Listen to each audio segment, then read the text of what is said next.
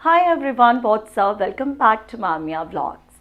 मैं हूँ स्वाति और आज की इस वीडियो में शेयर करने वाली हूँ आपके साथ कुछ ऐसे स्टाइलिंग टिप्स जिनको आप फॉलो कर सकते हैं अगर आप है 40+।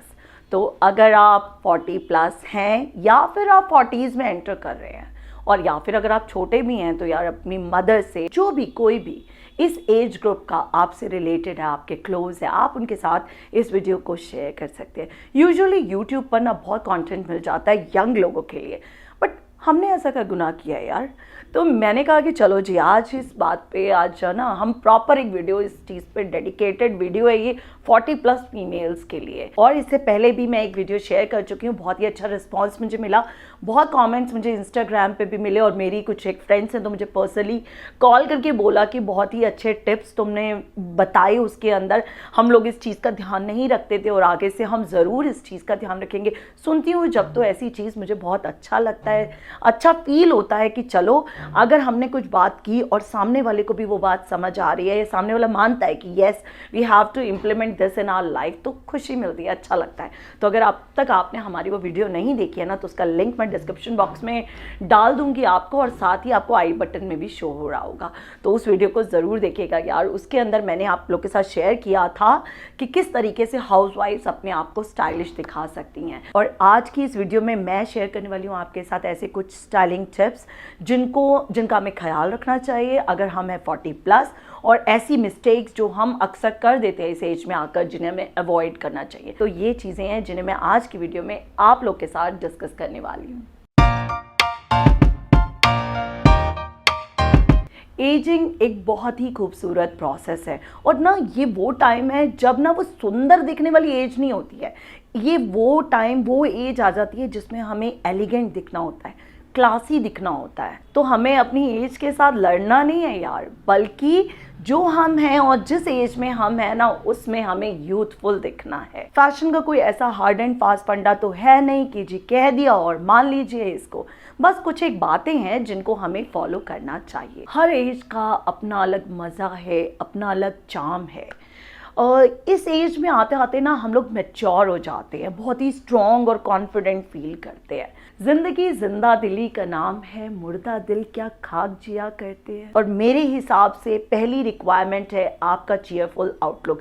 चीयरफुल आउटलुक होगा ना यार, स्किन अच्छी रहती है, सीधी सी बात है, स्किन अच्छी रहती है, मन अच्छा रहता है। तो सबसे पहली चीज़ जो मैंने आप लोग के साथ शेयर की वो है एक कॉन्फिडेंट चीयरफुल आउटलुक आपका। दूसरी बात जिसका ख्याल रखना है यार, जिस एज के हम हैं ना हमें बस उसी एज का दिखना है और उसी एज में अपने आप को स्टाइलिश और एलिगेंट दिखाना है, ना तो अपनी उम्र से कम दिखने की कोशिश करनी है और ना ही अपनी उम्र से बड़ा दिखना है। तो ऐसे में आपको क्या करना है, यूजुअली अपने आप को जब आप ड्रेसअप करते हैं ना तो आपको अपने एज के अकॉर्डिंग ही ड्रेसअप करना चाहिए। अगर आप अपनी 40s में आकर एक टीनेज फैशन को फॉलो करते हैं यार तो वो चीज़ आपको किसी भी एंगल से एलिगेंट नहीं दिखा सकती है। तो आपको रखना है अपने ड्रेसअप का ख्याल, आपको हमेशा वैसे ही ड्रेसअप होना है जिस तरीके की आपकी एज है या आपकी एज में जिस तरीके के कपड़े आप पहन सकती हैं। बस उन्हीं कपड़ों के अंदर कुछ एक बातें अभी मैं शेयर भी करने वाली हूँ आपसे, जिन कपड़ों का या जिन चीज़ों का आपको रखना होता है ध्यान। तो पहली चीज़, आपको अपने फैशन को या अपने स्टाइल को टीनेज स्टाइल की तरह नहीं दिखाना है और ज़रूरत से ज़्यादा ना ढीले ढाले या बड़े दिखने वाले या उस तरीके के कपड़े आपको नहीं पहनने कि आपकी उम्र जो है ना उससे आप बड़े दिखना शुरू हो जाओ। भाई हमें हमारी जो एज है ना उसके अकॉर्डिंग दिखना है और उसी एज को ही दिखाना है। Like why to hide I have a young daughter, why, but उनके साथ चलते हुए उनको एक ऐसी फीलिंग हो कि हमारी मदर हमारे साथ चल रही है तो कितनी क्लासी दिख रही है वो, इस चीज़ की फीलिंग आपके बच्चे के अंदर आनी चाहिए। और साथ ही साथ कोई ये ना कहे कि यार इतनी एज नहीं जितनी एज से ये बड़ी लगती है। तो ध्यान रखिए, ना तो बहुत ज़्यादा ढीले ढाले कपड़ों की तरफ जाइए और ना ही बहुत ज़्यादा चुस्त कपड़े जो होते हैं ना टाइट्स की तरफ आपको जाना है। ये है हमारा दूसरा पॉइंट जिसका रखना है आपको ख्याल। तीसरी चीज़, आप जो भी कपड़े पहन रहे हैं उन कपड़ों में जो बोल्ड फ्लोरल प्रिंट्स है ना यार उनको अब थोड़ा अवॉइड कीजिए। इस एज में आकर। Don't wear the big bold floral prints, उसकी जगह छोटे छोटे प्रिंट को दे दीजिए। उससे क्या होगा कि आपका लुक जो है ना बहुत सोबर दिखेगा, बहुत एलिगेंट दिखना शुरू हो जाएगा। आप सॉलिड, जो आपके जितने भी सॉलिड कलर्स हैं ना उनकी तरफ जा सकते हैं। आप सॉलिड कलर के सूट्स भी पहन सकते हैं, कुर्तीज़ पहन सकते हैं और उसको स्टाइल कर सकते हैं आप प्रिंटेड दुपट्टास के साथ। कुछ एक प्रिंट्स हैं ऐसे, जैसे इंडिगो हो गया, कलमकारी, इक्कत और बांधनी, इस तरीके के प्रिंट्स हैं जो कि इस एज में ना बहुत कमाल के लगते हैं। तो आपको ऐसे प्रिंट्स को अपने वार्डरोब का पार्ट बना लेना चाहिए। या फिर solid colour means plain outfits. अब प्लेन आउटफिट्स को ज़्यादा चूज़ करना चाहिए, वो ज़्यादा एलिगेंट लुक देते हैं आपको। उसके बाद फोर्थ पॉइंट, आपको हमेशा जो भी कपड़े आप पहन रहे हैं उसमें ना एक प्रोपोर्शन होना चाहिए। प्रोपोर्शन किस तरीके से मैं कह रही हूँ वो मैं बताती हूँ। लाइक अगर आपने अपने डेनिम्स के साथ किसी टॉप को स्टाइल किया है, कुर्ती को स्टाइल किया है, अगर टॉप है आपका टाइट, तो आपको नीचे का जो आपका बॉटम वेयर है ना उसको आपको रखना है लूज़। आपको कोई भी चीज़ ऐसी पिक करनी है, ट्राउज़र कीजिए या डेनिम लूज़ वाली कीजिए या जैसे भी जो भी चीज़ आपको लेनी है, अगर आपका टॉप टाइट है तो आपको बॉटम जो है ना उसको लूज़ लेना चाहिए। और अगर आपका बॉटम जो है टाइट जैगिंग्स है, लेगिंग्स है, टाइट है, तो आपका जो अपर वेयर है ना, जो टॉप है आपका, वो थोड़ा लूज होना चाहिए। आप कुर्तीज़ वेयर कर सकते हो, शर्ट्स वेयर कर सकते हो, कुछ भी कर सकते हो, बस एक प्रोपोर्शन होना चाहिए आपका जो भी कपड़े आप पहन रहे हैं उसके अंदर। तो इस प्रोपोर्शन का रखना है आपको ख्याल। जैसे मैं हमेशा जैसे आपके साथ शेयर करती हूँ, तो मेरा थाइज़ अगर हैवी हैं तो मैं ना बहुत ज़्यादा, अगर मेरी कोई लेगिंग्स या जेगिंग्स टाइट है ना तो मैं हमेशा अवॉइड करती हूँ। मैं कभी उसके साथ शॉर्ट कुर्ती या टॉप कभी नहीं पहनती हूँ। मेरा हमेशा जो अपर वेयर है ना वो लॉन्ग रहता है उस केस में जब मेरे बॉटम्स टाइट है। और जब आप ऐसे इस तरीके से ड्रेसअप होते हैं ना यार, तो आपके अंदर ना एक अपने आप ही कॉन्फिडेंट फीलिंग आ जाती है। And now coming to another point, इस एज में आते आते ना हमारी बॉडी में अलग अलग जगह बल्जेस होते हैं। लाइक सबसे पहली चीज़ जो बहुत ज़्यादा देखने में आती है, उस कॉमन बल्ज को पकड़ते हैं हमारा ना अक्सर जो ये वाला पार्ट है ना, हमारा ये वाला पार्ट, यहाँ पर बल्जेस बन जाते हैं, मफिन टॉप भी कहते हैं हम इसे। तो ये जो बल्ज बनता है ना, ये आपका कब दिखता है? जब आपका बॉटम वेयर टाइट होता है। तो उसका मतलब है कि जो भी बॉटम आपने पहना हुआ है ना वो आपके साइज़ का नहीं है यार, टाइट है आपको, या तो वो लो वेस्ट होगा। तो कोशिश कीजिए कि इस एज में ना जितनी डेनिम्स होती हैं ना, जो भी आप परचेज कर रहे हैं ना, उसको हाई वेस्ट लीजिए। हाई वेस्ट क्या होता है कि इस चीज़ को ना ग्रिप कर लेता है, अच्छे से होल्ड कर लेता है हमारी ये जो बल्ज होता है उसको। उसके अलावा दूसरी चीज़, जो भी मेरी फ्रेंड्स साड़ी पहनती हैं, आपने देखा होगा अक्सर साड़ी में ना यहाँ पर ये जो जगह है ना, ये वाला पार्ट, इस पार्ट पे अक्सर मांस ना पीछे की तरफ निकल के बाहर आता है। तो वो कब निकलता है? आपके ब्लाउजेस छोटे हैं तो निकलता है। तो अपने ब्लाउजेस की लेंथ को करवा लीजिए ज़्यादा, उनको थोड़ा सा लंबा रखिए ताकि वो भी अच्छे से अंदर होल्ड हो सके। और तीसरा होता है आपका यहाँ पे इस वाले पार्ट में आपके बल्जेस बनते हैं। तो इस वाले पार्ट में अगर आपके बल्जेस बन रहे हैं, तो अगर आप स्लीवलेस पहन रहे हैं तो ज़रा ध्यान से पहनिए, क्योंकि स्लीवलेस पहनने पर ही ये बल्जेस आपके बाहर की तरफ दिखते हैं। तो अपने कपड़ों को अपने बॉडी स्ट्रक्चर के अकॉर्डिंग आपको चूज़ करना चाहिए। ये वो एज है जिसमें जितना आप कम रिवील करेंगे उतने आप ज़्यादा एलिगेंट लगेंगे। हम इतने फेजेस से गुजर कर इस एज में पहुँचे हैं जब हमारी बॉडी ने कितनी चीज़ों का प्रेशर, कितना स्ट्रेस और कितना फिज़िकल वो चीज़ एक पेन सहा हुआ है अलग अलग चीज़ों से। तो ऑटोमेटिकली बॉडी प्रोपोर्शन में नहीं होती है। बहुत से लोगों की कुछ की ज़्यादा ख़राब हो जाती है, कुछ की थोड़ी कम होती है ना, लेकिन प्रोपोर्शन में किसी की भी बॉडी नहीं होती है। लेकिन हमारा माइंड प्रोपोर्शन में तो हो सकता है। हम अपने दिमाग को सही तरीके से चलाते हुए सही कपड़ों का चुनाव तो कर सकते हैं ना अपने लिए। जैसे मैंने कहा, ये एज नहीं होती कि जब हम रिवीलिंग कपड़े पहने। हम किसी को भी क्लासी कब कहते हैं? जब वो एक बहुत ही ग्रेसफुल अटायर में हमें दिखते हैं। सबसे बड़ी चीज़, इस एज में आते आते ना हमारी स्किन में सैगिंग होनी शुरू हो जाती है, थोड़ी झुर्रियाँ सी भी पड़ जाती हैं, हर चीज़ कुछ लटक रहा है, कुछ झुर्रियाँ पड़नी शुरू हो गई। तो ये सब चीज़ें हो रही हैं। तो जितने हम ओपन स्पेस हमारे कपड़ों में ना कम से कम होगा ना, उतना ही हम और एलिगेंट लगेंगे। क्यों? क्योंकि हम तो जगह ही नहीं दे रहे अपनी उस चीज़ को दिखाने की किसी को। अब उसके साथ अगर आपने कोई शर्ट पहनी है यार, वो टाइट नहीं होनी चाहिए कि बटन्स आपने बंद किए और बीच में ओपन स्पेस आपका दिख रहा है, तो वो चीज़ अवॉइड करो। वो जो टाइटनेस है ना, वो बहुत भद्दी लगती है, तो प्लीज़ अवॉइड दैट। उसके लिए थोड़ी सी लूज ही लो यार। प्लीज़ इस तरीके की गलतियाँ, इस तरीके की मिस्टेक्स मत करो। ये वो एज नहीं है कि जब हम इस तरीके की मिस्टेक्स करते हुए हमें कोई इग्नोर कर देगा, बिल्कुल भी नहीं। हमारी ही चीज़ें हमें ही पॉइंट आउट होंगी।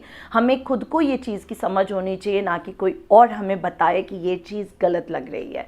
तो आपको रखना है ध्यान, ऐसे कपड़े पहनने हैं जो कि आपकी बॉडी को प्रोपोर्शन में दिखा सके। बॉडी तो प्रोपोर्शन में है नहीं, लेकिन ऐसे कपड़े जो हमारी बॉडी को प्रोपोर्शन में दिखा सके। यहाँ मेरा आप लोगों के लिए एक रिकमेंडेशन रहेगा कि आपको श्रग्स को अपने वार्डरोब का पार्ट बना लेना चाहिए। श्रग पहनने से ना आपकी आधी से ज़्यादा टेंशन यार ख़त्म हो जाती है। और जहाँ पे भी आपकी बॉडी जो है ना फ्लैबी है या कुछ भी है ना, जैसे आपने श्रग पहन लिया, आपके एक तो लुक भी आपका जो है ना बहुत ज़्यादा एक मॉडेस्ट लुक आ जाता है, आप बहुत स्टाइलिश दिखने स्टार्ट हो जाते हैं। और दूसरा सबसे बड़ी चीज़ जिसके लिए हम उस ट्रक को पहन रहे हैं, जो भी बल्जेस है सब हाइड अप हो गए। खासकर अगर आपकी ये जो लोअर बॉडी है ये हैवी है, आपकी बैक हैवी है, तो यार श्रग ज़रूर चुन लो, क्योंकि सब हाइड अप हो जाता है उसके अंदर। तो श्रग्स आपको लेयरिंग, इसको लेयरिंग करना भी कह सकते हो आप, कि आपने कोई चीज़ पहनी और उसके ऊपर आप एक और चीज़ कैरी कर रहे हो। तो इस तरीके की जो चीज़ें हैं ना, उनको अपने वार्डरोब का पार्ट बनाओ, ज़रूर उन्हें ऐड ऑन कर लो, क्योंकि इस एज में ग्रेसफुल दिखने के लिए इन चीज़ों का आपके पास होना बहुत ज़रूरी है, खासकर जब आपकी बॉडी प्रोपोर्शन में नहीं है। अब आती हूँ अगले पॉइंट में मैं ज्वेलरी के ऊपर, कि ज्वेलरी आपको किस तरीके की पहननी चाहिए। यार वो जो स्टोन्स वाले छटके बटके सेट्स होते हैं ना, उनको अवॉइड करना चाहिए। पार्टी पर्पस के लिए ना आपको टेम्पल ज्वेलरी की तरफ जाना चाहिए। अगर गोल्डन वर्क है, टेम्पल ज्वेलरी की तरफ जाओ। और जो कुंदन और पोल्की वाले पीसेज होते हैं ना, नेकलेस सेट्स होते हैं ना, उनको पार्टी पर्पस के लिए आप यूज़ कीजिए। वो चटकदार ग्लास स्टोन वाली ज्वेलरी जो होती है ना, उसको थोड़ा अवॉइड कर दीजिए, उनको यंग लोगों के लिए रहने दीजिए। और हमें लिखना है यूथफुल, और यूथफुल दिखने के लिए हमें ऐसे पीसेस को ऑप्ट करना चाहिए जिनके अंदर हम सच में क्लासी दिखेंगे। तो टेम्पल ज्वेलरी ज़रूर एक आध पीस उसका ऐड करके रखो अपनी कलेक्शन में। और साथ ही साथ अपने कैजुअल वेयर के लिए आप जो मेटालिक पीसेस आते हैं ना, मेटालिक पीसेस आप किसी भी तरीके के पहन लीजिए, कभी भद्दे नहीं लगेंगे आपके ऊपर, किसी भी तरीके के।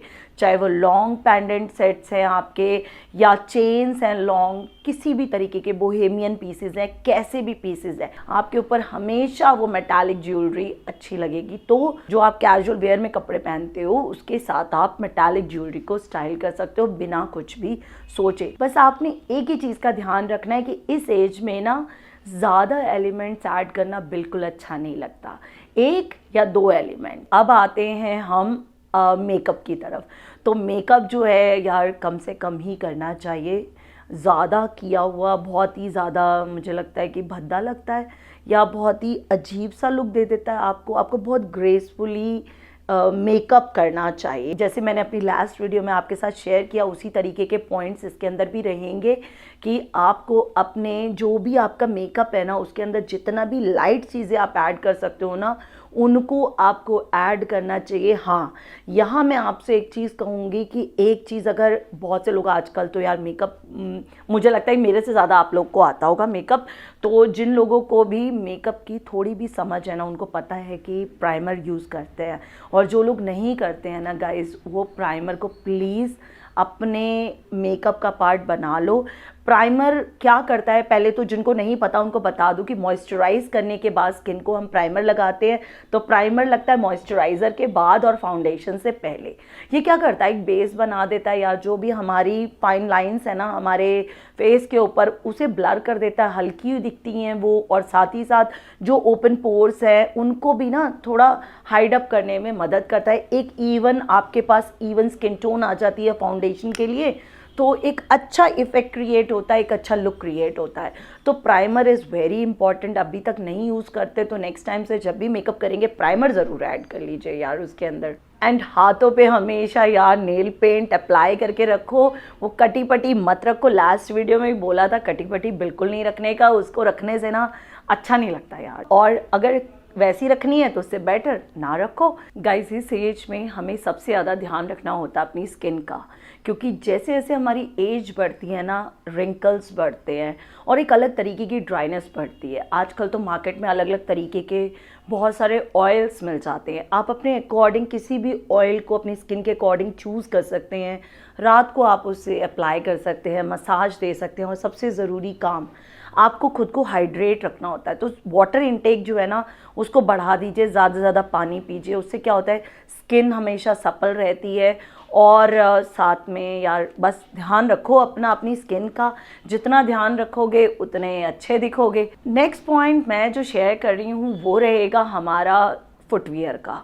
इस एज में जो पेंसिल हील्स होती हैं ना यार, वो बिल्कुल अच्छी नहीं लगती हैं, उनको अवॉइड करना चाहिए। उसकी जगह आप छोटी वाली जो हील्स होती हैं ना उनको आप चूज़ कर सकते हो। कंफर्ट का ज़्यादा ध्यान रखना होता है, क्योंकि सारी नी प्रॉब्लम्स, जितनी भी पेन्स हैं, हमारे जॉइंट पेन्स हैं, वो सब इसी एज में स्टार्ट होनी शुरू होती हैं। तो थोड़ा सा हमें कंफर्टेबल फुटवेयर की तरफ जाना चाहिए। ऐसे में पेंसिल हील्स बिल्कुल भी कंफर्टेबल नहीं होती हैं, तो उन्हें अवॉइड करना चाहिए। छोटी हील्स लेनी चाहिए। आजकल तो प्लेटफॉर्म्स, आप प्लेटफॉर्म्स की तरफ जा सकते हो, बहुत ही ज़्यादा सुंदर भी लगते हैं, तो प्लेटफॉर्म्स की तरफ जा सकते हो, आप ब्लॉक हील्स की तरफ जा सकते हो। और उसके बाद यार सबसे ज़रूरी चीज़, हर एक का ना अपना एक अलग स्टाइल स्टेटमेंट होता है। क्या आपका स्टाइल स्टेटमेंट है?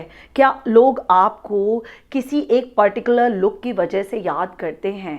लाइक मेरे को अगर मैं अपनी बात करूँ तो मुझे मेरा स्टाइल स्टेटमेंट पता है कि मैं किस तरीके के कपड़े पहनती हूँ, या कोई अगर नाम लेगा मेरा कि ये स्वाति है तो उनके माइंड में एक पूरी पिक्चर आ जाएगी कि मेरा ड्रेसिंग सेंस कैसा है। तो वो जो पिक्चर होती है ना वो हमारा स्टाइल स्टेटमेंट होता है। हर किसी का अपना एक अलग स्टाइल स्टेटमेंट होता है। क्या आपका अपना एक स्टाइल स्टेटमेंट है? आज आपने अपने आप से ये एक सवाल करना है, और अगर नहीं है ना यार तो आज से शुरू हो जाओ और बिल्कुल अपना एक अलग से स्टाइल स्टेटमेंट बना के दिखा दो सबको।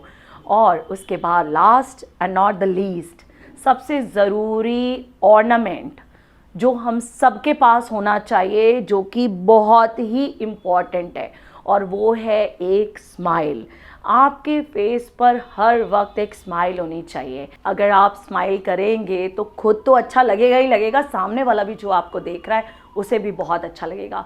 वो हैप्पी गो लकी वाला जो आउटलुक होता है ना, बस वो आपको क्रिएट करना है।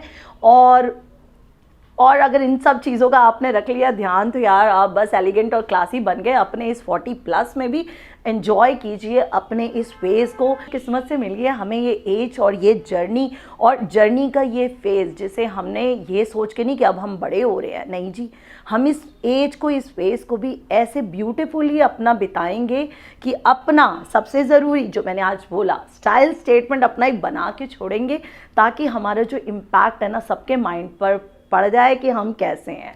तो चलिए जी, कैसी लगी आपको हमारी ये वीडियो? क्या आपको ये पॉइंट समझ आए? मुझे कमेंट सेक्शन में ज़रूर बताइएगा कि कैसे लगे आपको हमारे ये पॉइंट्स। क्या ज़रूरत है आपको इनमें से किसी भी एक पॉइंट पर इम्प्लीमेंट करने की? और अगर आप इनमें से किसी भी एक पॉइंट पर इम्प्लीमेंट करते हो तो मेरे इस वीडियो को बनाने का जो मोटिव है ना यार, वो जो है ना वो पूरा हो जाएगा। मैं सक्सेसफुल हो जाऊंगी अपने फीमेल फ्रेंड्स को जो भी हमसे कनेक्टेड है उनकी लाइफ में इस तरीके से एक स्टाइल स्टेटमेंट क्रिएट करने में। तो चलिए, अगर पसंद आ गई हो हमारी आज की video, then don't forget to give the thumbs up. और उसके साथ ही अगर चैनल पर पहली बार आए हैं तो यार सब्सक्राइब किए बिना तो बिल्कुल मत जाइएगा। And thank you so much guys, last video पर आपका रिस्पॉन्स बहुत ही अच्छा आया, और जितने भी लोगों ने मुझे इंस्टाग्राम पर अपनी पिक्चर्स मैसेज की है ना यार अपनी साड़ी की, मैं आप लोग के लिए कोशिश कर रही हूँ कि अच्छे से अच्छे डिज़ाइंस आप लोग के लिए लेकर आऊँ। और प्रॉपर एक वीडियो बनाने की सोच रही हूँ यार मैं, कि चलो एक नहीं काफ़ी सारे आइडियाज़ आप लोग के लिए लेकर आऊँ, उनमें से कोई भी जो भी आपको क्लिक कर जाए वो आप बनवा सकते हैं। और जिन लोगों ने भी अभी तक हमारे इंस्टाग्राम हैंडल्स को, इन दोनों ही हैंडल्स को फॉलो नहीं किया ना यार, जल्दी से कर लो।